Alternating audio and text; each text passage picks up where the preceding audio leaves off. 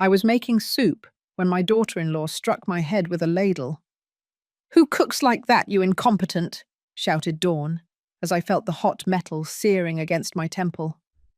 My son, Robert, sitting in the living room, simply turned up the volume on the television, as if he hadn't heard, as if it didn't matter. 5 minutes later, a deafening crash came from the kitchen. Pots, dishes, my body hitting the floor. Robert ran over and froze in the doorway. "Mum, what did you do?" he whispered, looking at me sprawled among the wreckage of my own dignity. But what neither of them knew in that moment was that I still had one last card hidden. A card that would change everything. My name is Helen. I am 71 years old, with hands calloused by decades of kneading bread for others, and a heart that until recently believed blindly in family loyalty. What a fool I was. How blind I had been. 6 months ago, I buried my husband, Henry. 50 years of marriage evaporated one April afternoon when his heart decided to give up while he was watering the geraniums in the backyard. I found him there, on his knees, the hose still dripping water onto his brown shoes. Since that day, my world became silence and yellowing photographs. I was left alone in a house that was too big, surrounded by memories that hurt to touch. Robert, my only son, insisted that I move in with him and his wife. "You can't be alone, Mum. At your age, it's dangerous." He sounded worried over the phone. I wanted to believe him. I needed to believe him. So I packed my life into 4 suitcases and left behind the house where I raised my son, where Henry and I used to dance in the kitchen on Sundays, where every corner held pieces of us. Robert's house was modern, with gleaming floors and furniture that looked straight out of a magazine. Dawn, my daughter-in-law, greeted me with a smile that didn't reach her eyes. "Welcome, Helen," she said, without calling me mother-in-law, without calling me mum. Just Helen, as if I were a stranger. From the very first day, I knew I had made a mistake, but it was too late to go back. I settled into the guest room, a small room at the end of the hall, with a window that overlooked a dark alley. I hung Henry's photographs on the wall, neatly arranged my grey dresses in the closet, and tried to make myself invisible. That was my new role, existing without being in the way. Mornings began early. I got up at 6 o'clock, brewed coffee, made breakfast, scrambled eggs, toast, freshly squeezed orange juice. Robert came down first, always in a hurry, always looking at his phone. "Thanks, Mum," he would mumble without looking up. Dawn appeared later, wrapped in a green silk robe, her hair perfectly styled, even at that hour. She sat at the table and scrutinized every detail of my work with critical eyes. "The coffee is watery," she would say, "or the eggs have too much salt." Never a thank you, never an acknowledgement. I just nodded, smiled, and tried again the next day. I wanted to be useful. I wanted to be needed. I wanted to believe I still had a place in my son's life. Days turned into weeks. I cleaned, cooked, did the laundry. I became a shadow moving through the house, picking up crumbs, folding towels, tidying spaces no one else saw. Dawn worked from home, always on important calls, always stressed. When something went wrong in her day, I was the easiest target. "Why did you leave this here?" she would yell at me, pointing to a cup I had forgotten on the side table. "You can't do anything right." Robert was present during these moments, but he never said a thing. He just looked the other way, as if it wasn't his problem, as if I wasn't his mother. There were nights when I stayed awake, listening to the wall clock tick every second. I wondered what I had done wrong. Where had I failed as a mother? Why did my son allow me to be treated this way? Tears fell silently onto my pillow, and I dried them before dawn because I couldn't show weakness. I couldn't give them a reason to get rid of me. But that afternoon, while I was preparing the vegetable soup that Robert loved so much as a boy, something broke. I was chopping carrots, focused on making everything perfect, when Dawn burst into the kitchen like a hurricane. "What are you doing?" she asked with that sharp voice I knew too well. "Soup for dinner," I replied softly without turning around. "Robert's favorite recipe." She moved closer, looked into the pot, and her face twisted in disgust. "This looks like pig slop. How much salt did you put in? Are you trying to poison us?" Her words were daggers. I tried to explain, but she wouldn't listen. She grabbed the ladle from the pot and, before I could react, slammed it against my head. The blow left me stunned. I felt the heat of the metal, the boiling liquid running down my hair, the sharp pain in my temple. "Who cooks like that, you incompetent?" Dawn screamed, her voice echoing throughout the house. I stumbled, holding onto the edge of the stove. From the living room, I heard the television. Robert was there. He could hear everything, and he just turned up the volume. That was the moment something inside me went out. The physical pain was nothing compared to the betrayal of that silence. My son, the boy I carried in my womb, whom I raised with every ounce of love I had, chose the sound of a TV show over my suffering.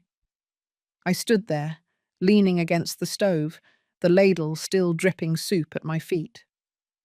Dawn looked at me with those eyes full of contempt, waiting for me to apologize, to kneel, to beg her forgiveness for existing. But I could only think of Robert, of how the television volume had increased just as she screamed, of how he knew exactly what was happening and chose not to see it. "You're pathetic," Dawn spat, crossing her arms. "Look at this mess. You can't even make a damn soup. I don't know why Robert insisted on bringing you here. You're a burden, a useless person just taking up space." Every word was a slap. I wanted to answer, to defend myself, but my voice was trapped somewhere deep in my throat. I tried to clean up, to collect the drops of soup from the floor, but my hands were trembling. My head was throbbing where the ladle had hit. Dawn stormed out of the kitchen, and I was left alone amid the steam and the silence. 5 minutes. That was all it took for me to make a decision. I looked at the pots lined up on the stove. I looked at the dishes piled in the drainer.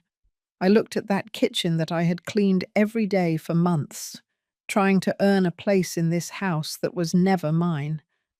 And something inside me simply exploded. It wasn't planned, it wasn't calculated. It was pure survival instinct. I grabbed the largest pot, the one containing the soup she had criticized so much, and emptied it into the sink. The hot liquid ran down the drain with an almost violent sound. Then I grabbed another pot, and another. I let them fall. Some onto the floor, others against the kitchen counter. The plates slipped from my hands. The cups shattered. Cutlery flew through the air. It was a chaotic, liberating, necessary clamor. I heard Robert's hurried footsteps. "What was that?" he shouted from the hallway. When he reached the kitchen, he stopped dead. His face paled as he saw me there, surrounded by overturned pots, spilled soup, and broken dishes. There was a trickle of blood on my temple where the ladle had hit me. "Mom, what did you do?" he whispered. But he didn't come closer. He didn't touch me. He just looked at me as if I were to blame for everything. Dawn appeared behind him, and her expression of horror quickly turned to fury. "She's crazy. Your mother is completely insane," she shrieked, pointing at me as if I were a dangerous animal. "Look at this mess. She destroyed my entire kitchen. Call someone. Robert, this woman needs to be locked up." Robert looked at me. I looked back at him, hoping he would say something, that he would defend me, that he would at least ask why I had done this. But he just shook his head. disappointed, ashamed. Mum, why? Why do you do these things? Why?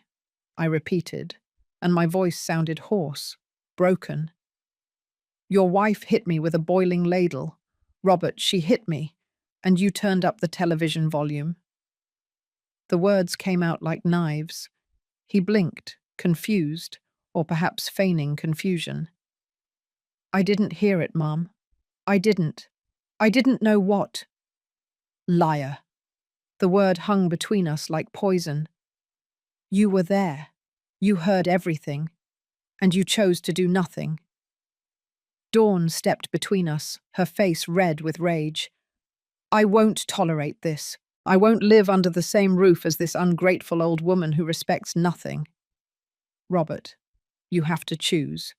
Either she leaves, or I do. The silence that followed was worse than any scream. I looked at my son, begging him with my eyes to choose me, to remember who raised him, who spent sleepless nights when he had a fever, who worked 2 jobs to pay for his college. But Robert was looking at the floor, his hands in his pockets, defeated. I'm sorry, Mum, he finally mumbled. But I think it's better if you look for somewhere else. This isn't working. You're causing problems. You need to leave. The world stopped. My heart stopped. Everything stopped. You're kicking me out? I asked, although I already knew the answer. Your wife hits me and you kick me out. It's not like that, Mum. It's just that Dawn and I need our space. You need your independence. It will be better for everyone. He spoke in rehearsed phrases, empty words that someone else had put in his mouth. My son wasn't there anymore. Only a stranger with his face remained. When? I asked, feeling the tears start to burn behind my eyes. Tomorrow morning. I'll call you a taxi. You can stay in a hotel while you find something permanent. I'll help you with some expenses at first. He was dismissing me like an employee. He didn't even have the courage to look me in the eye. That night I didn't sleep. I stayed sitting on the edge of the bed, looking at Henry's photographs, wondering what he would say if he could see me now. I packed my things slowly, folding each item carefully, as if external order could contain the internal chaos. At dawn, I heard the taxi horn. Robert was waiting for me at the door with $200 in his hand. For you to settle in, he said, unable to meet my gaze. I didn't hug him. I didn't say goodbye. I just took the money, grabbed my suitcases, and left that house without looking back. The taxi driver asked me where I wanted to go. I had no answer. To any cheap motel, I finally told him. He took me to a place on the outskirts of Los Angeles, one of those roadside hotels with flickering neon signs and carpets that smelled of dampness. The room cost $30 a night. I did the math in my head. With $200, I could survive for less than a week.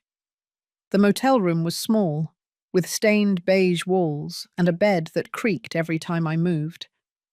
There was a window overlooking the parking lot, where cars came and went at all hours of the night. The neon light of the sign flickered every few seconds, bathing everything in a sickly reddish glow. I sat on that bed and for the first time in months, cried without restraint. They weren't silent tears. They were deep sobs that came from some dark place in my chest, years of accumulated pain, swallowed humiliations, unspoken words.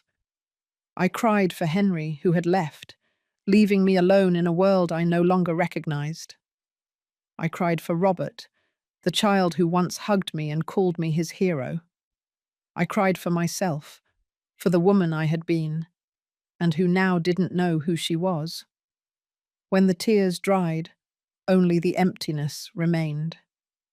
I looked at myself in the bathroom mirror, under the cruel fluorescent light. A 71-year-old woman stared back at me. Deep wrinkles, swollen eyes, messy grey hair. There was a purple mark on my temple where the ladle had hit me. I touched the wound gently and felt how the physical pain was almost a relief compared to the other pain, the one without a name. The days began to blur. I stayed in the room all the time, watching television without really seeing it, eating the bare minimum. I only went out to buy something from the vending machine in the hallway: salty chips, instant coffee, granola bars. Once, the machine swallowed my last $2 without giving me anything in return. I stood there, watching the money disappear, and felt it was a perfect metaphor for my life. I sent messages to Robert. At first, I tried to be dignified. "Son, I need to talk to you." Nothing. Then I tried to be more direct. "Robert, I'm running out of money." Silence. Finally, I stopped trying. The messages were marked as read, but there was never a response.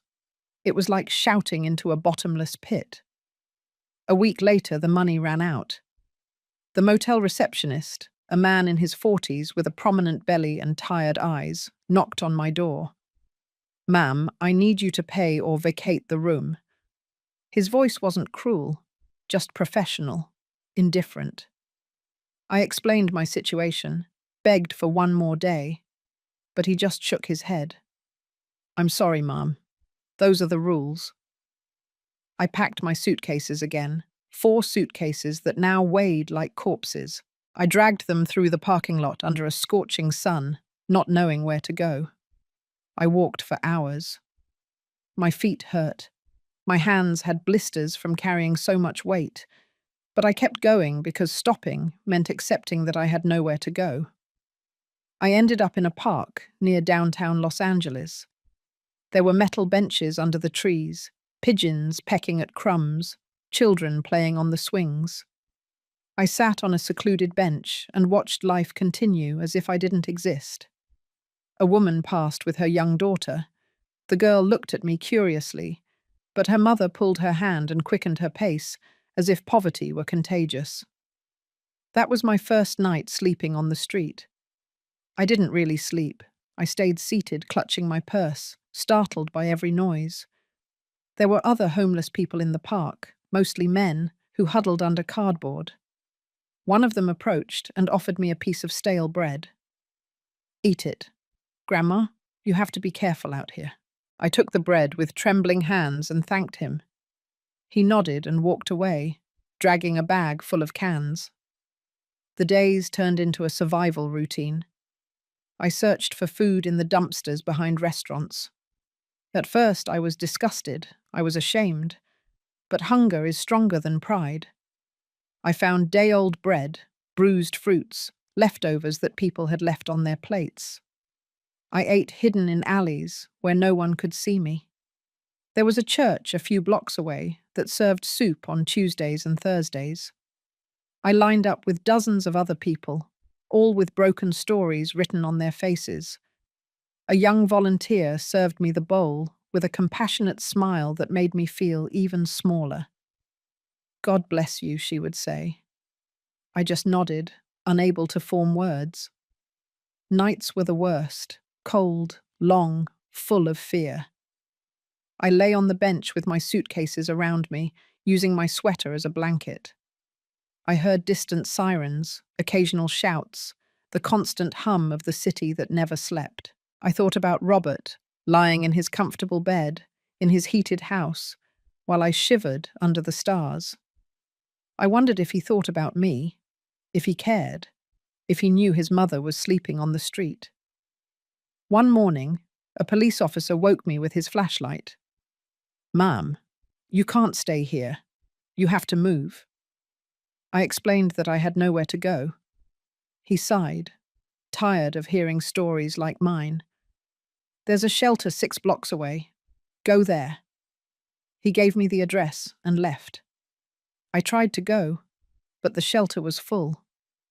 "Come back early tomorrow," they told me. Always tomorrow. Always wait. Never now. 2 weeks passed like this. Or maybe 3. I lost count. The days blurred into a haze of exhaustion and hopelessness. My clothes were dirty, my hair greasy, my skin covered in grime.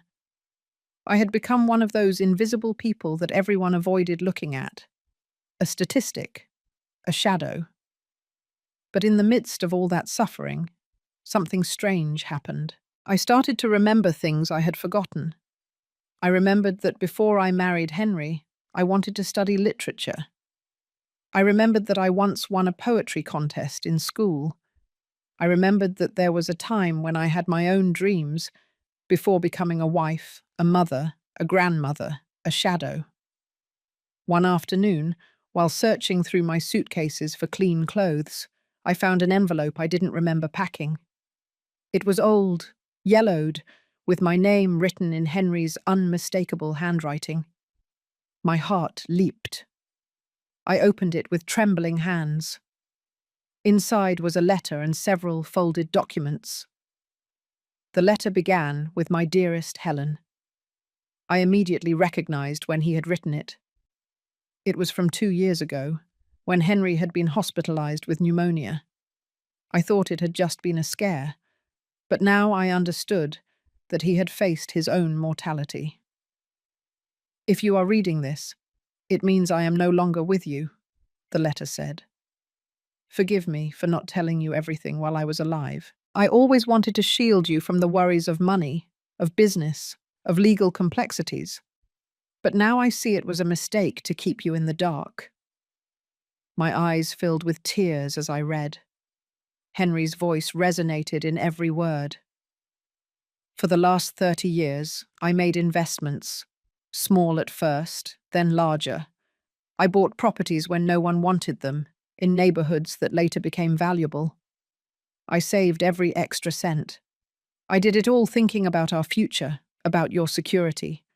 I never told you because I didn't want you to worry, because I wanted to surprise you in our old age with the peace of mind of knowing you would be well taken care of." My breathing quickened. I unfolded the documents that accompanied the letter. They were deeds, property titles, investment certificates. My eyes scanned the papers, unable to believe what they were seeing. An apartment building downtown, another one in the northern area, company stocks, bank accounts with numbers that seemed impossible. My hands were trembling so much that the papers almost fell to the ground.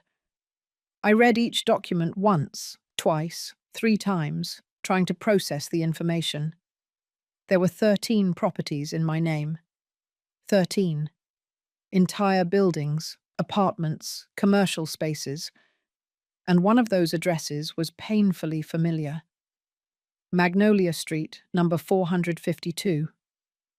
It was the building where Robert and Dawn lived, the building where I had been kicked out, where I had been humiliated, hit, and discarded like trash, was mine.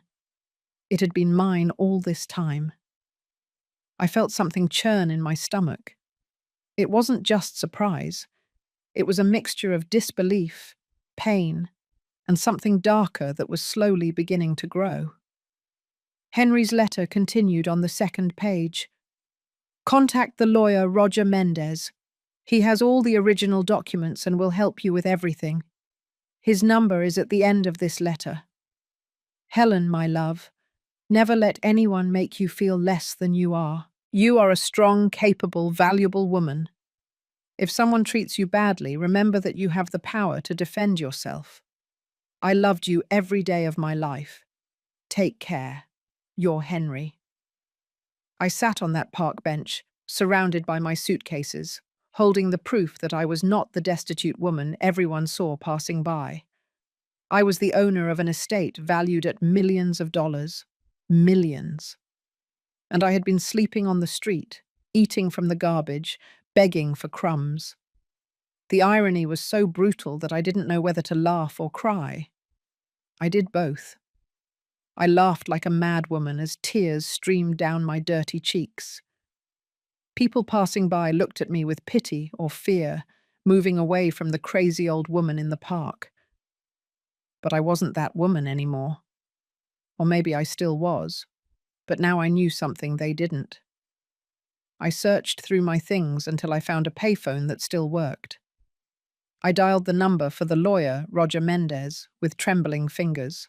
It rang 3 times before a professional voice answered. Mendez and Associates Law Firm, how may I help you? I need to speak with the lawyer, Roger Mendez. It's about Henry Salazar. My voice sounded hoarse, broken from weeks of barely using it. There was a pause. Who is speaking, please? I am Helen Salazar, Henry's widow. Another pause, longer this time. Mrs. Salazar, we have been trying to contact you for months. Where are you? Mr. Mendez urgently needs to see you. I gave them the park's address. They told me they would send a car in less than 30 minutes. I returned to my bench and waited, clutching those documents as if they were the only real thing in the world. Maybe they were. The car that arrived was black, elegant, with tinted windows. The driver got out and looked at me with a neutral, professional expression, as if picking up homeless women were part of his daily routine. Mrs. Salazar? I nodded. He loaded my suitcases into the trunk and opened the back door for me. The interior smelled of leather and expensive air freshener. I felt dirty, out of place, but I didn't care anymore. The law firm was in the financial district, in one of those glass buildings that reflected the sky. We went up in a silent elevator to the 15th floor. The receptionist looked me up and down, but didn't say anything. She just pointed down a hallway. Mr. Mendez is waiting for you in his office. Roger Mendez was a man in his 50s, with perfectly combed grey hair and thin-rimmed glasses. He stood up when I entered, and for a second I saw surprise on his face at my state. But he quickly replaced it with a professional expression. Mrs. Salazar, please have a seat. I can offer you water, coffee. Water, please. My voice was barely a whisper. He poured a glass from a crystal carafe and handed it to me. I drank as if I hadn't had water in days, which was, in a way, true. Mrs. Salazar, we have been trying to locate you since Mr. Henry passed away. We left messages at your old house. We sent letters. Your son told us you had moved, but he didn't provide us with a contact address. My son. The words came out bitter. My son kicked me out of his house 3 weeks ago. I've been living on the street. The lawyer frowned. I understand. I am very sorry to hear that. But I want you to know that your financial situation is very solid. Your husband was an extremely foresightful man. Have you reviewed the documents he left you? I took the wrinkled envelope from my purse and placed it on the desk. I found them yesterday. I don't understand everything they say. Roger looked them over carefully. Ah, I see. These are duplicates. I have the certified originals here. Allow me to explain your current situation, Mrs. Salazar. You are the owner of 13 properties in the city, valued at approximately $8 million in total. Additionally, you have investments in funds and stocks, worth an additional $2 million. Your husband also left you 3 bank accounts with readily available cash of approximately $500,000. The numbers floated in the air like something unreal. $10 million. 10 million. And I had been searching for food in dumpsters. It can't be real, I whispered. It is completely real, Mrs. Salazar. And there's something else you should know. One of the buildings you own is on Magnolia Street, number 452. According to our records, your son Robert Salazar and his wife Dawn occupy apartment 301 in that building. That's correct. I nodded slowly. That's correct. Then you should know that they have been living there under a reduced rent contract that your husband granted them 5 years ago. They pay barely $400 monthly for an apartment that would be worth $2,500 on the market. It was a family favor that Mr. Henry granted them. $400. Robert was paying $400 to live in a luxury apartment thanks to his father's generosity. And he had kicked me out onto the street. He had left me with nothing. The lawyer continued speaking, explaining details about taxes, property management, but I barely listened. My mind was processing something else. "Can I cancel that contract?" I asked suddenly, interrupting him. Roger stopped and looked at me attentively. "You are the owner, Mrs. Salazar. You can do whatever you wish with your properties. However, there are legal procedures we must follow. You can't simply kick them out without notice." "I don't want to kick them out yet." The words came out cold, calculated.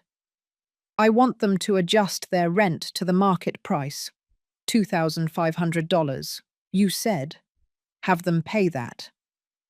The lawyer nodded slowly. "That is within your rights. We would have to notify them 30 days in advance about the change in contract terms. Are you sure you want to proceed?" "Completely sure." Roger took notes on his computer. "Very well. I will prepare the necessary documents. Now, Mrs. Salazar, there are more immediate matters we must attend to. Your housing situation, for example. You have several options. You can move into any of your unoccupied properties, or I can help you find a temporary place while you decide what to do. I want to see the other buildings. All of them. I want to know exactly what I own." "Of course. We can organize visits starting tomorrow.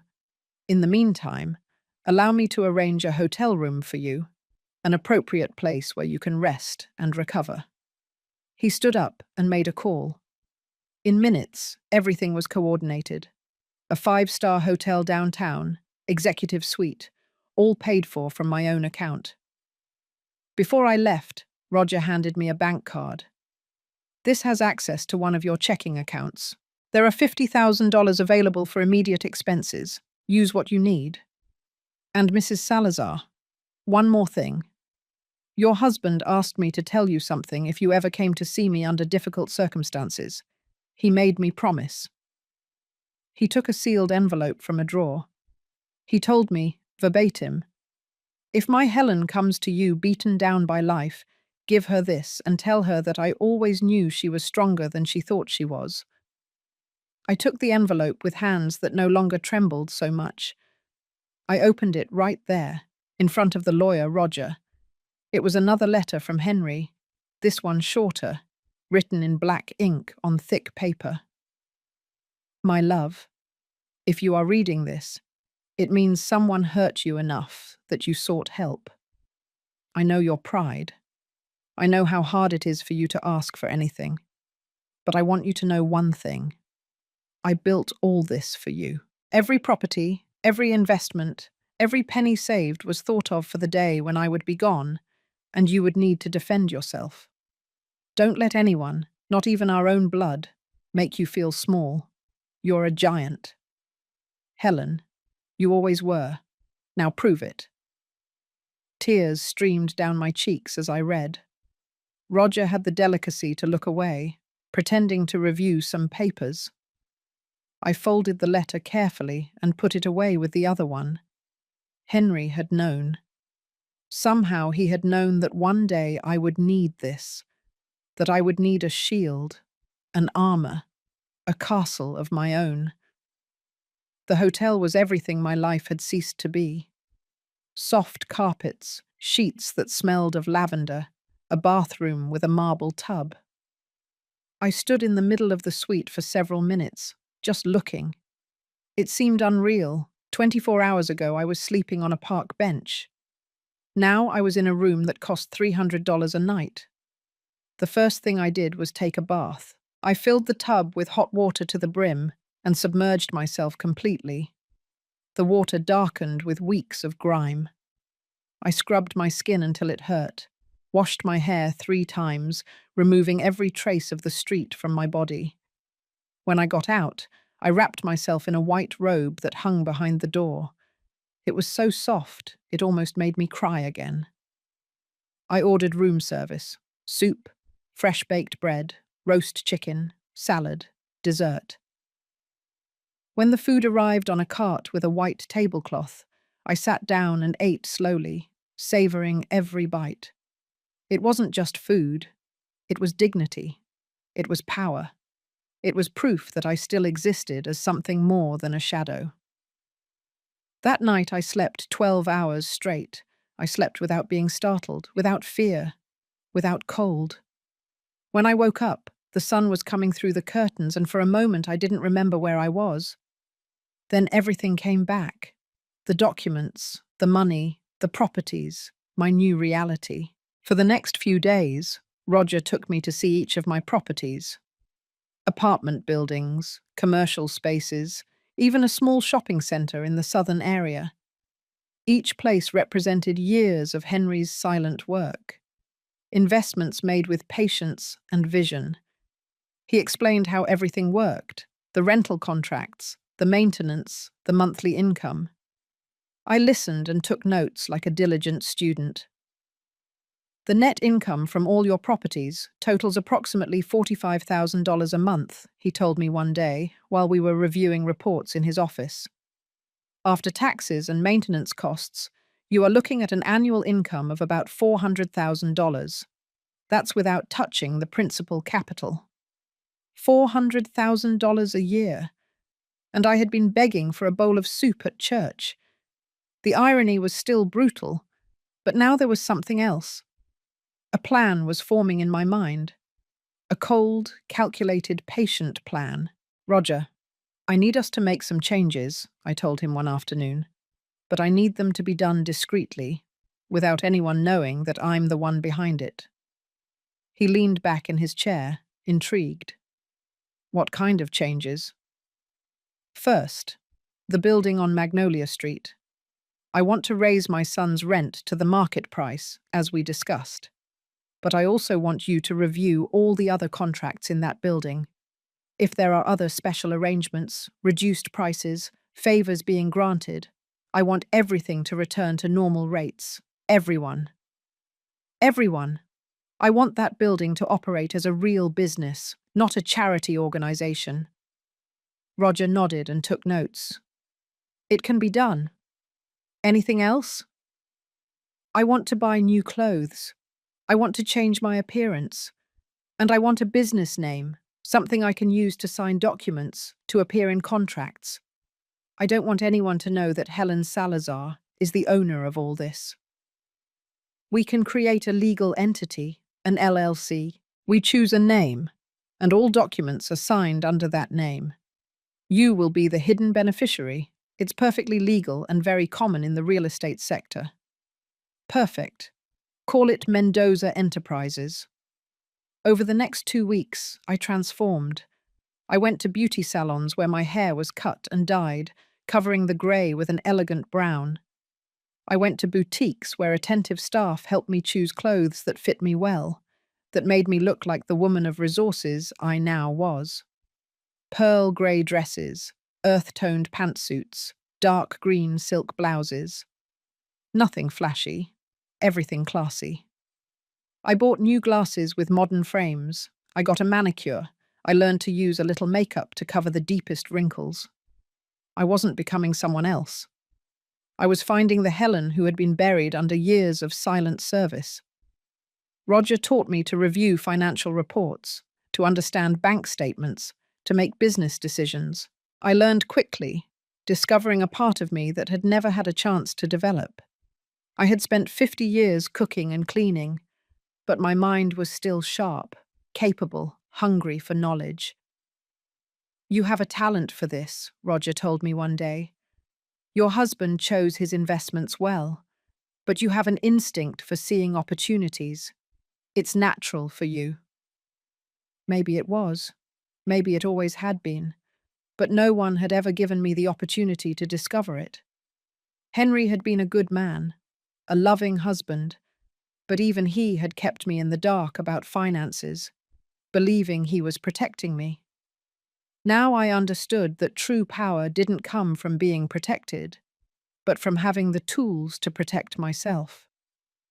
The rent increase notices were sent to all tenants in the Magnolia Street building, signed by Mendoza Enterprises, legally represented by the Mendez and Associates law firm. The increases were justified, within legal limits, but they were significant, especially for those who had been paying reduced rates for years. Roger kept me informed of the reactions. Some tenants called furiously, others tried to negotiate. "There's one apartment in particular that has called 7 times," he told me one afternoon. Apartment 301, a Robert Salazar. He says he had a special contract with the former owner, that this must be a mistake. "It's not a mistake," I replied calmly. "Tell him the special contract expired with the death of Mr. Henry Salazar. He must now pay the full rate or vacate. He is asking to speak with the owner directly. Tell him the owner is unavailable. All communications must go through you." Days passed. Roger kept me informed. "Mr. Salazar is trying to get a loan to cover the new rent amount. Apparently, he and his wife are living beyond their means. They have credit card debt, a financed car. The rent increase is putting significant pressure on their finances." Good. The word came out cold, without emotion. I didn't feel satisfaction exactly, but I didn't feel guilt either. I was watching the natural consequences of the decisions Robert had made. He had chosen a wife who spent more than they earned. He had chosen to live in luxury that he could only afford, thanks to his father's generosity. He had chosen to kick his mother out onto the street. Now he was seeing the price of those choices. But I wasn't finished. There were other strings to pull, other levers to move. Dawn worked as an independent consultant from home. I did a little investigating using resources Roger provided me. I discovered that one of her main clients rented space in another one of my properties at the South Commercial Plaza. "Roger, this client who rents Unit 203 at the South Plaza, how much do they pay?" He checked his files. $2,200 a month. It's a large space. Good business. They always pay on time. Raise their rent to $3,500. That is a very significant increase, Mrs. Salazar. They might decide to move. Then let them move. It's my property, and I want to charge what it's worth. The client at Unit 203 did not move, but they did reduce their expenses. One of the first things they cut was contracts with external consultants, including Dawn. Roger informed me almost casually during one of our weekly meetings. "By the way, it seems your strategy is having side effects. The business at the South Plaza cancelled several vendor contracts. One of them was with Dawn Salazar, your daughter-in-law." I didn't say anything. I just nodded and continued reviewing other documents. But inside, I felt something akin to satisfaction. It wasn't revenge yet. It was justice. It was the universe readjusting, removing unearned privileges, balancing the scales. Weeks passed. I continued living in the hotel, studying, learning, transforming. I signed up for an online course on property management. I read books on personal finance that I had never had time for before. I met with other property owners that Roger knew, listening to their stories, absorbing their experience. One afternoon, while having coffee on the hotel terrace, Roger called me. "Mrs. Salazar, there's a situation you need to know about. Your son Robert requested a hearing with the building's management. He is 2 months behind on rent. Under standard policies, we have the right to initiate eviction proceedings." "How much does he owe?" $5,000 in total, plus late payment fees. $6,200 total. $6,200. I could have paid it with the money I had in my purse at that moment, but I wouldn't. "Proceed with the eviction, following all legal protocols, of course." "Are you sure?" "Once we start, the process is public. It is filed in the courts. It will appear on his credit history." "I am completely sure." That night I couldn't sleep. Not out of guilt or regret, but from a complex mixture of emotions that I didn't know how to name. I stood in front of the bathroom mirror, looking at the woman who stared back. She no longer looked like the one who had arrived at Roger's office 2 months ago. This woman had straight shoulders, a firm gaze, a jaw clenched with determination. This woman didn't beg. She didn't apologize for existing. This woman collected what she was owed. The following days were a whirlwind of legal activity. Roger kept me informed of every step. The eviction notice was delivered. Robert had 30 days to pay the full debt or vacate the apartment. According to Roger, my son had called the firm every day, sometimes several times a day, demanding to speak with the owner, asking for extensions, offering payment plans. "What did you tell him?" I asked. "What you instructed me to, that all policies apply equally to all tenants, that there are no exceptions, that if he cannot pay, he must vacate." Perfect. But there was something else Roger didn't know, something I had been investigating on my own. I hired a private investigator, not to spy, but to understand.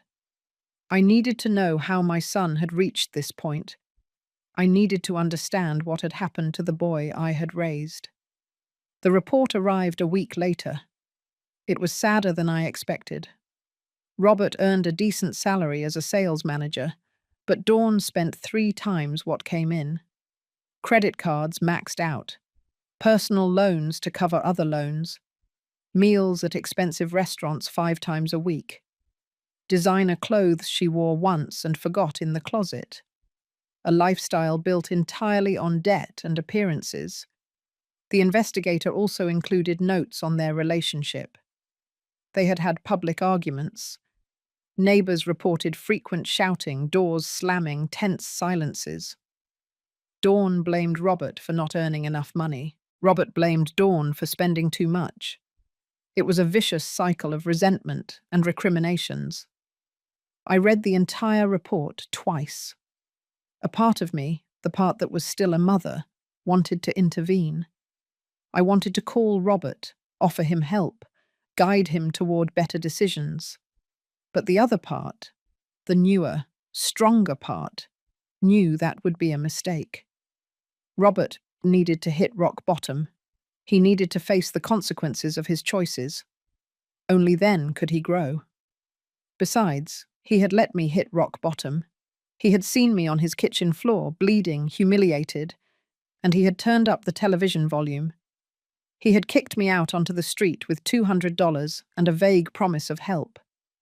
He hadn't called to check if I was alive. He hadn't asked if I had somewhere to sleep. He hadn't cared. That was the truth that hurt more than any physical blow. My son had stopped caring about me long before kicking me out of his house. Maybe he had never really cared. Maybe he only saw me as an obligation, an inherited burden that he had finally found a way to discard. On day 28 of the eviction period, Roger called me. Robert paid. He got the money somehow. He paid the full $6,200 this morning. I felt something akin to disappointment. Where did he get the money? I don't know for sure, but I have a theory. There is a new charge on the credit report I monitor. A personal loan from a quick loan company, 32% interest rate. He probably borrowed from there. 32% interest. Robert had exchanged one debt for a worse one. He had bought time, but he hadn't solved anything. I understand. Keep monitoring. Let me know of any changes. 2 weeks later, the next rent payment was due. Or rather, it didn't arrive. Robert was late again. This time, I didn't wait. Start the eviction process immediately, I told Roger. No additional warnings. We apply the rules to the letter. While all this was happening in the legal and financial world, I continued with my personal transformation. I signed up for yoga classes in the mornings, not because I needed exercise, although that helped too, but because I needed to learn to be silent with myself, to breathe, to exist without the constant noise of serving others. I also started writing. I bought a brown leather notebook and an elegant pen, and I wrote every night before bed. Not a diary exactly, but reflections, thoughts about who I had been, who I was now, who I wanted to be. I wrote about Henry, about our years together, about the things I never told him. I wrote about Robert, about motherhood, about how love is sometimes not enough. One afternoon, while writing on the hotel terrace, an elderly woman sat at the table next to mine. She must have been 80 years old, maybe more, with perfectly styled white hair and penetrating blue eyes. "Excuse me for bothering you," she said softly, "but I've seen you here several times, always writing, always alone, and you remind me of myself some years ago." I smiled politely, expecting it to be a preamble to selling me something or preaching to me, but she just continued. "I also went through a late transformation in my life. After my husband died, I discovered I didn't know who I was without him. I had been a wife, a mother, a grandmother, but never just myself, so I had to learn it. Is that your case too?" Her words struck me with uncomfortable precision. "Something like that," I admitted. "The hard part isn't discovering who you are," she said, looking toward the horizon. "The hard part is giving yourself permission to be it, especially when the person you discover is not who others expect you to be." She looked directly at me. "But it's worth it. Completely worth it." She stood up, patted me on the shoulder, and left. I never knew her name. I never saw her again, but her words stayed with me, resonating somewhere deep. She was right. The hard part wasn't discovering who Helen was without Henry, without Robert, without the role of the self-sacrificing mother. The hard part was giving myself permission to be that person, a person who collected what she was owed, a person who didn't automatically forgive, a person who set boundaries and made them be respected. The eviction process advanced relentlessly. Roger sent me updates every 2 days. Robert had hired a cheap lawyer who tried to find technicalities to delay the inevitable. They argued that the rent increase had been excessive, that certain protocols hadn't been followed, that they deserved more time. But Roger had done everything to the letter. Every document was in order. Every notification had been correctly delivered. There was no escape. "The eviction hearing is scheduled for next Thursday," Roger informed me one afternoon. "It's a formality. With the documentation we have, the judge will rule in our favor. Your son will have to vacate within a maximum of 10 days after the ruling." "I'll be there," I said suddenly. Roger raised his eyebrows, surprised. "At the hearing? It's not necessary, Mrs. Salazar. I can represent you completely. In fact, it's better if you're not present. It maintains your anonymity. I want to be there, in the room, but not as an involved party, just as an observer." "You can." He thought for a moment. "Eviction hearings are public. Anyone can enter and sit in the back benches. As long as they don't recognize you, there's no problem." Thursday arrived with a grey sky that threatened rain. I dressed carefully, choosing a dark grey pantsuit and an ivory silk blouse. I tied my hair back in a low bun. I put on my new glasses, a little subtle makeup. I looked at myself in the mirror and saw a woman Robert wouldn't recognize. I was no longer the stooped mother cooking soup in his kitchen. I was someone else, someone stronger.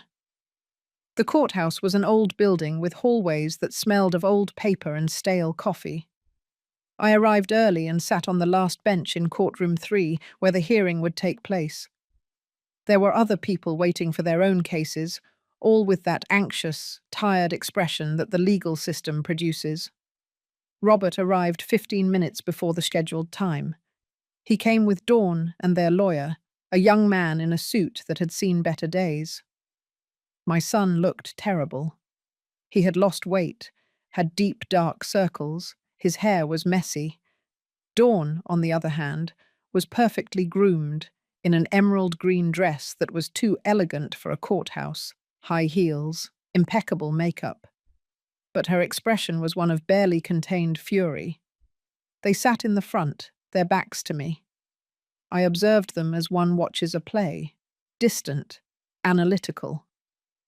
Dawn whispered things into Robert's ear, making abrupt gestures, clearly annoyed. He just nodded, defeated, without the energy to argue. Their lawyer reviewed papers with a worried expression. Roger arrived exactly on time, immaculate in his black suit, leather briefcase in hand. He didn't look at me, just as we had agreed. He sat on the other side, organized, confident. He knew his trade and knew he had a solid case.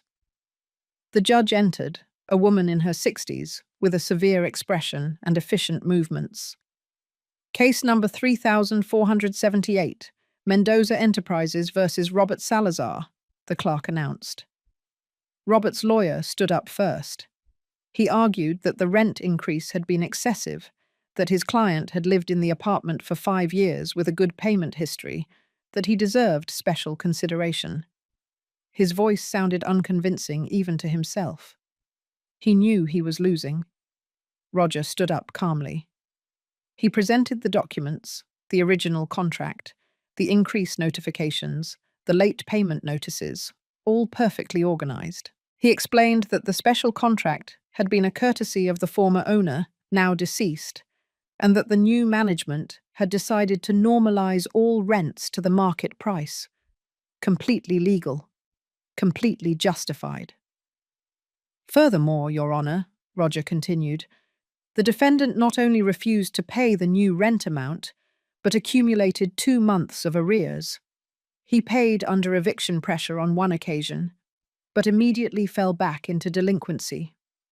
This demonstrates a pattern of inability or unwillingness to fulfill his contractual obligations.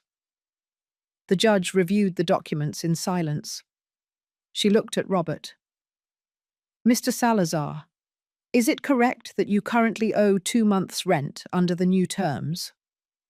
Robert stood up with difficulty. Yes, Your Honor, but the increase was so sudden. We didn't have time to adjust. If you could give us an extension, just 3 months to— Mr. Salazar, the judge interrupted him firmly. You were notified 30 days in advance of the change in terms, which is what the law requires. You had sufficient time to adjust or find another place. Do you have the money owed at this moment? Robert looked at his lawyer, then at Dawn, then at the floor. No, Your Honor, not at this moment. Then I have no choice but to rule in favor of the plaintiff. Mr. Salazar, you have 10 days to vacate the property. If you do not do so voluntarily, forced eviction will proceed. Next case. The gavel struck the table. Everything had ended in less than 20 minutes. Robert remained paralyzed in his place, as if he couldn't process what had just happened. Dawn exploded. This is unfair. You can't do this. We have rights, she yelled toward the judge. But it was too late. The next case was being announced. Their lawyer took her arm, trying to get her out of the courtroom before she was charged with contempt. Dawn resisted, shouting incoherent things about corruption and abuse. Robert followed her in silence, dragging his feet, the very image of defeat. They passed by my bench without looking at me. I was just another person in the room, invisible, irrelevant. I watched them until they left. Then I stayed seated for a few more minutes, letting the reality sink in. I had won. Legally, formally, I had won. But I didn't feel the euphoria I expected. Just a kind of emptiness, like after a storm. I left the courthouse through a side door. Roger had told me he would wait for me at a nearby coffee shop. I found him at a back table, with 2 cups of coffee already served. Well, he said when I sat down, it went as planned. Yes. How do you feel? I thought about the question. How did I feel? Strange, I finally admitted. like I closed a door, but I still don't know what's on the other side. Roger nodded with understanding. What you did today wasn't cruel, Mrs. Salazar. It was just fair. Your son made decisions that led him here. You simply let him face the natural consequences of those decisions. I know. Rationally, I know, but that never changes. Not even when they change. We drank coffee in silence. Roger didn't push me to talk more. He was good at that, at knowing when silence was more useful than words. After a while, he took a folder from his briefcase. I have to show you something. It arrived this morning, a request from one of your other tenants in the Magnolia building. I opened the folder. It was a handwritten letter, addressed to Mendoza Enterprises. It was written by a woman named Martha Gomez, tenant of apartment 105. She explained that she was a single mother with 2 children who worked as a nurse on the night shift and had always paid her rent on time. She asked, very respectfully, if it was possible to reconsider the rent increase in her case, or at least stagger the increase over several months. She attached copies of her payment receipts, proof of income, reference letters from her employer. I read the letter twice. What do you think? I asked Roger. It's your decision. Legally, you are not obligated to make exceptions, but this woman seems genuine, and she has an impeccable payment history. I thought about Martha Gomez, whom I didn't know, working night shifts to support her children. I thought about how many times I had been in her position, begging for a little consideration, a little grace. Accept her proposal, stagger the increase over 6 months, and tell her that if she continues to pay on time, we will consider keeping her rent below market permanently. Roger smiled slightly. That is very generous. It's not generosity. It's recognizing the difference between someone who is genuinely struggling and someone who is just evading responsibility. I signed the approval right there. It was a line I had decided to draw. I would be tough on those who had hurt me, on those who abused unearned privileges.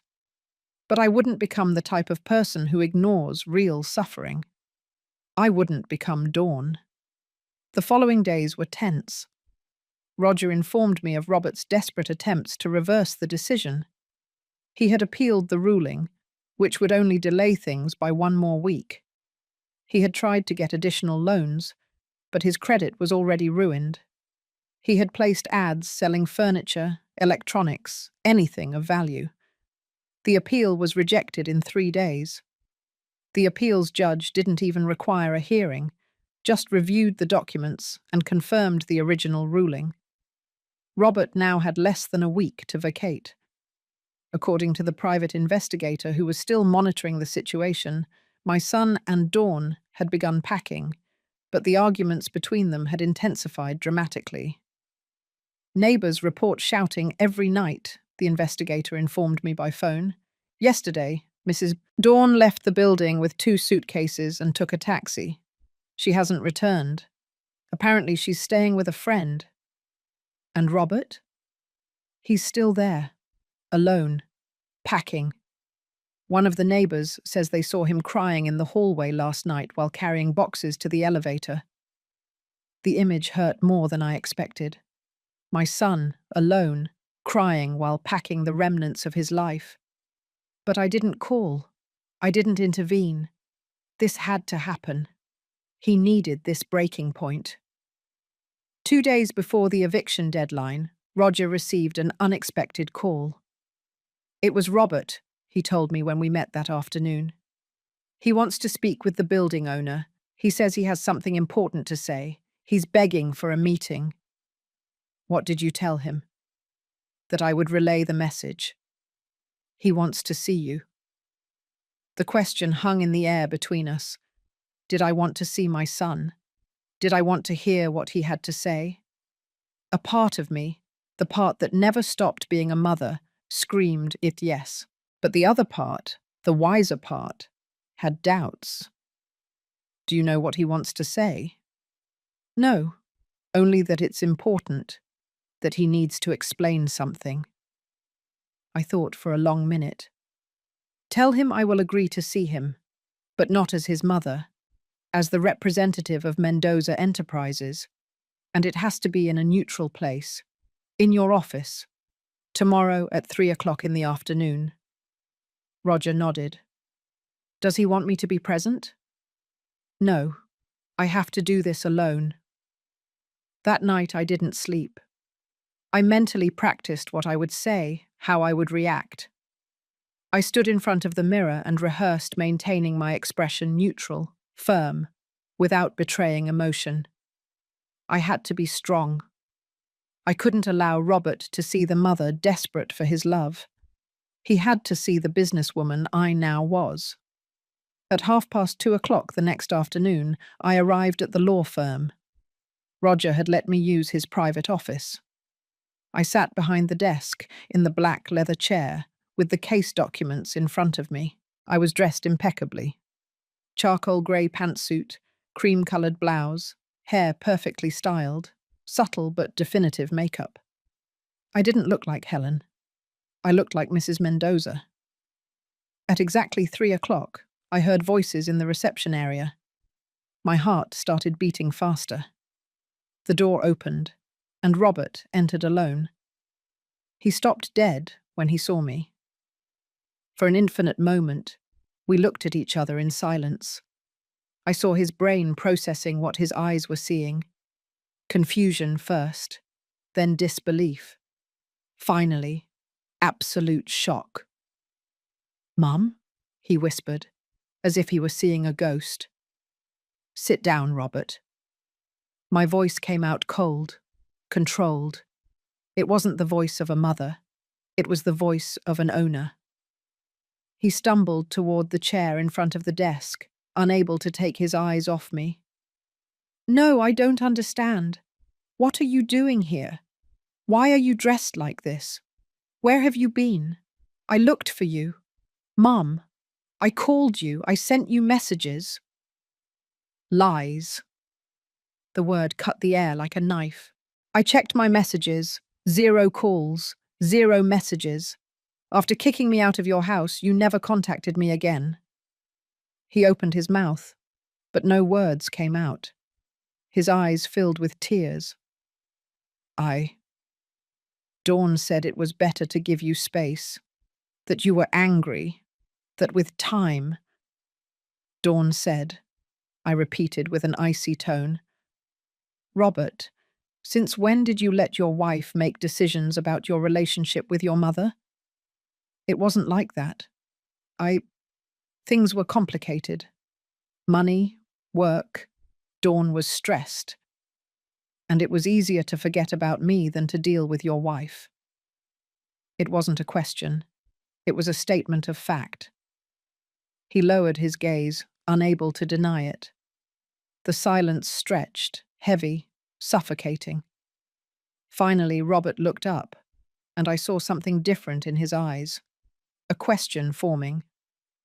Mum, what are you doing here, in this office, dressed like this? Why did the lawyer let you use his office? I took a deep breath.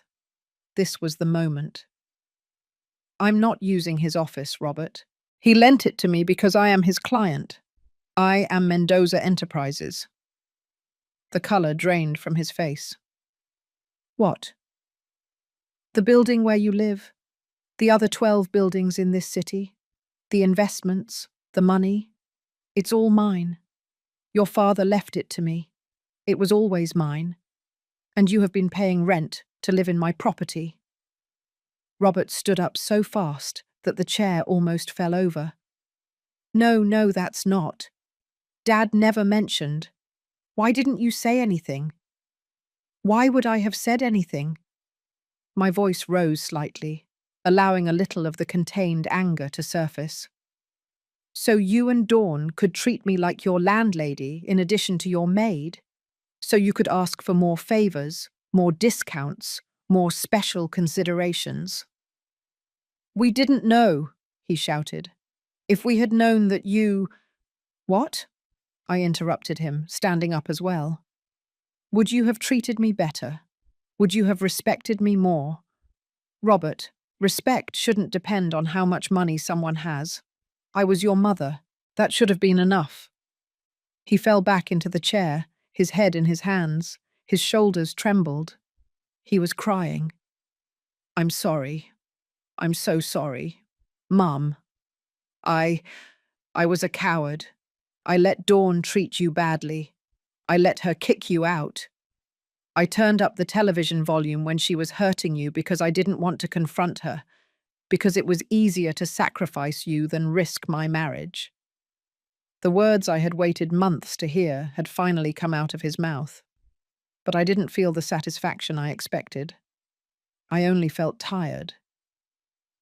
And now, Robert, do you only feel sorry because you discovered I have money? Because I own the building where you live? Would you have come to apologize if you still thought I was a poor old woman with no resources? He looked up, his face soaked with tears. I don't know, he admitted with a broken voice. I don't know, Mom, and that's the worst part. I don't know what kind of person I became. I don't recognize the man who did those things, who left his mother on the street, who chose comfort over decency. At least he was honest. That was something.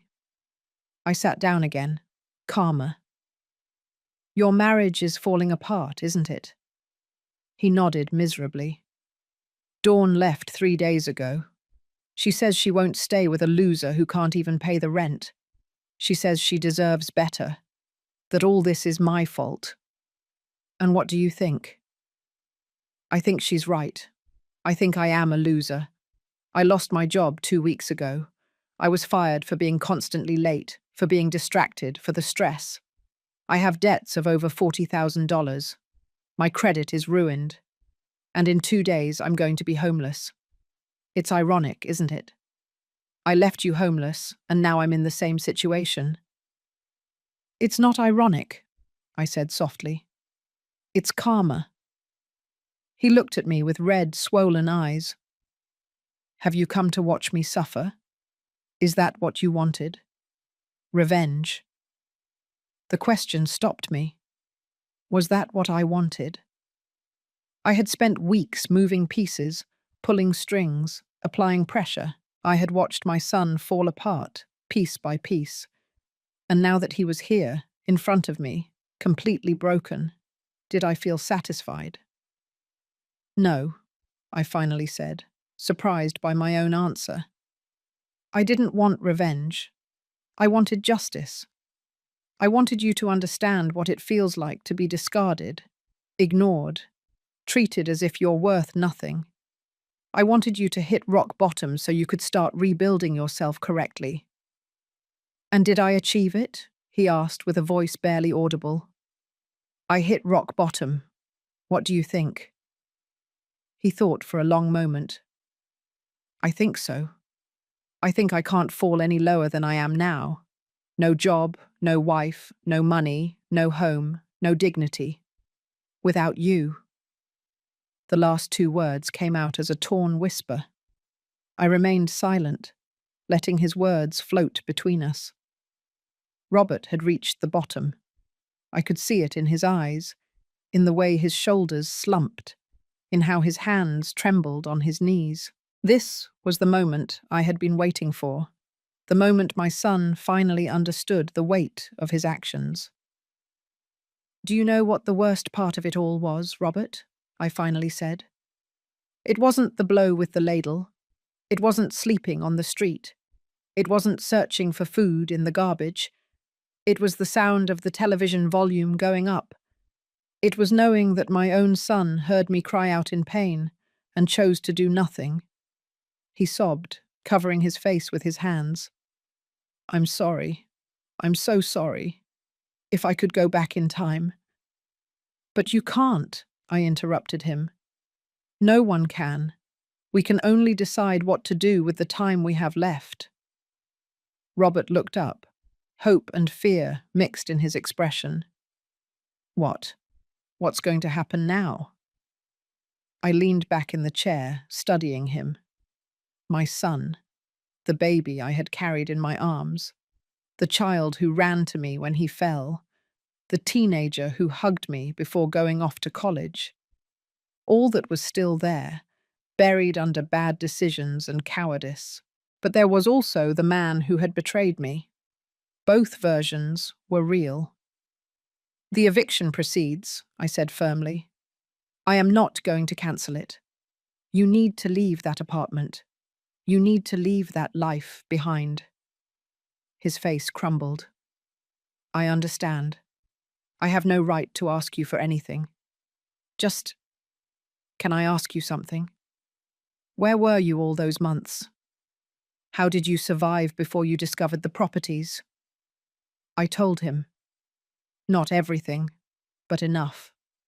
The nights in the park, the hunger, the cold, the machine that swallowed my last dollars.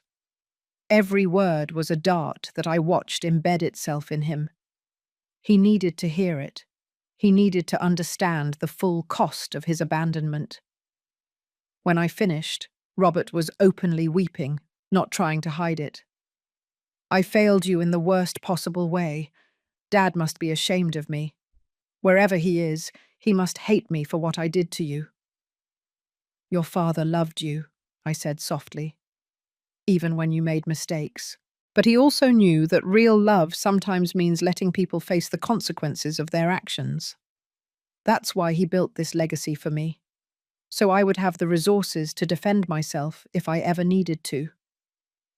"Will you ever forgive me?" The question hung in the air. The truth was, I didn't know. "I don't know, Robert. Forgiveness isn't something I can force. It's not a switch I flip because you finally apologized. It's a process. And first, I need to see real change, not just pretty words born of desperation." He nodded, wiping his tears with the back of his hand. "What can I do? How can I show you I've changed?" "It's not about showing me anything. It's about you becoming the man you want to be, the man your father would have been proud to call his son."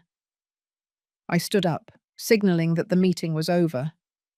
"You have 2 days to vacate. Use that time wisely." Robert stood up slowly, as if every movement cost him enormous effort. At the door, he stopped and turned around. "Mum, one last thing. When I find somewhere to stay, when I manage to get my life sorted out, can I call you? Even if it's just to know you're okay?" I thought about my answer carefully. "You can try, but I don't guarantee I'll answer. Not until I see actions, not just words." He nodded, accepting the terms. "Thank you for seeing me, for listening to me. I know I didn't deserve it." And he left. I was left alone in the office, feeling the weight of what had just happened. It hadn't been the explosive confrontation I might have imagined. There were no screams or dramatic rejections, just the cold, hard truth, served on a platter of inevitable consequences. The following days were spent in a kind of emotional limbo. Roger informed me that Robert had vacated the apartment one day before the deadline. He had left the place clean, the keys correctly handed over. According to the building doorman, he had left in a taxi with only 3 suitcases and an expression of total defeat. "Do you know where he went?" I asked, hating myself for asking. "No, Mom. He didn't say." A part of me wanted to investigate, find out where he was, make sure he at least had a roof over his head. But I held back. Robert was an adult. He needed to sort this out himself. I couldn't keep rescuing him. Dawn, for her part, had completely disappeared. According to my sources, she had moved back in with her parents in another city, blaming Robert for everything. She had posted things on social media about weak men and wasted time, but never mentioned her own role in the disaster. Typical. With the apartment vacant, I decided to make changes. I hired a designer, and we completely renovated the space. New floors, fresh paint, modern appliances. Apartment 301 became the jewel of the building. I rented it in less than a week to a young professional for $3,000 a month. But the building wasn't the only thing that needed renovation. I did too. I decided it was time to leave the hotel and create a real home. I chose one of my properties, a small house in a quiet neighborhood with a garden that faced south. It had 2 bedrooms, a kitchen with large windows, and a wooden deck perfect for mornings. I spent weeks decorating it. I didn't hire designers this time. I wanted to do it myself. I chose simple but elegant furniture. I hung Henry's photographs in the living room, but I also left space for new memories. I planted roses in the garden, tomatoes in pots, aromatic herbs next to the kitchen window. I enrolled in painting classes at a nearby community center. It turned out I wasn't terrible. My first attempts were disastrous, blobs of color without shape or meaning. But over time, I started creating things I liked. Simple landscapes, still lifes, self-portraits that captured who I was becoming. I also started volunteering at the shelter I had tried to visit that terrible night when I had nowhere to go. I served food twice a week. I listened to the stories of other homeless people, understanding that each one had their own path to despair. I donated generously, but I also gave something more valuable: my time and my empathy. One afternoon, while serving soup, I recognized someone. It was the man who had offered me bread that night in the park. He looked cleaner now, more hopeful. "Grandma," he said, surprised. "Is that you? You look different." "I am," I replied, smiling. I found myself. 3 months passed without news of Robert. He didn't call. He didn't write. Part of me was relieved. Another part felt his absence like a wound that wouldn't close. But I kept going. I continued building my life, discovering who Helen was beyond being a mother, a wife, a shadow. Then, one Saturday morning, while watering the roses, my phone rang. Unknown number. I hesitated before answering. "Hello?" "Mum." Robert's voice, but different, firmer. "It's me. I know you said you might not answer, but I needed to try." My heart beat faster. "Where are you?" "In a small apartment across town. Nothing fancy. Just a studio. But it's mine. I pay for it with my new job. I'm working in a warehouse, night shift. It's not glamorous, but it's honest. I'm paying off my debts, little by little." I felt something loosen in my chest. "I'm glad to hear that." "Mum, I'm not calling to ask for anything. I just wanted you to know that I'm trying. I'm going to therapy. Every week. I'm working on understanding why I made the decisions I did. Why I let Dawn turn me into someone I don't recognize." "That's good, Robert. Really good." There was a pause. "Do you think someday could we maybe get a cup of coffee? It doesn't have to be soon. Whenever you're ready. If you're ever ready." I looked at the roses I had planted, now blooming in coral and yellow tones. I looked at the house I had turned into my sanctuary. I looked at the life I had built from the ashes. "Maybe," I finally said.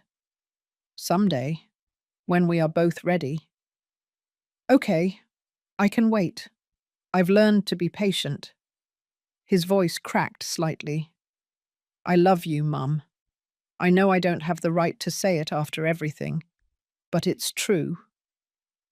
"I know," I whispered, and I hung up. I sat on the deck with a cup of tea, letting the morning sun warm my face. I hadn't completely forgiven Robert. Maybe I never would entirely. But there was something more important than forgiveness. I had found peace. I had found my strength. I had found my voice. I took out my notebook and wrote. I learned to forgive myself for waiting so long to defend myself. I learned that self-love is not selfishness. It is survival. It is dignity. It is the foundation upon which everything else is built. The wind rustled the leaves on the trees. A bird sang somewhere nearby. And I, Helen Salazar, 71 years old, owner of 13 buildings, survivor of betrayal and abandonment, a woman reborn from her own ashes, simply existed. Whole. Free. Mine.